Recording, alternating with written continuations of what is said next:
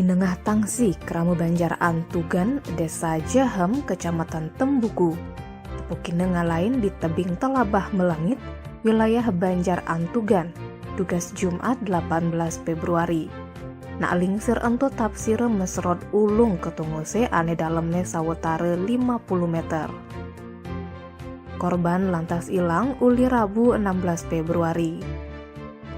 Buin manene, keluarga korban ngelapor ke Polsek Tembuku. Setonden tepukine mayatne, keluargane suba ngalih nganggo gamelan gong, cuma sing bakatange.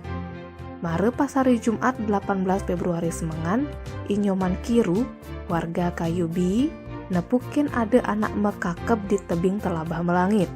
Langsung laporange ajak keluarga korban. Kapolsek Tembuku AKP Putu Gede Ardane Nuturang, di subane mayat korban tepukine, polisi ini lantas turun ke lokasi ngajak PMI. Mare jam 11 tengai, korban bakat bandeng evakuasi uli tebinge. Yen uli hasil pemeriksaan tim medis uli Puskesmas Tembuku 1, korban ngalahin ulian ulung. Yen uli keterangan keluarga korban, anak sesai mesu ngalih sang. Korban tafsir mesrod ulung pas ngalih sang. Tim Bali Express ngelaporang.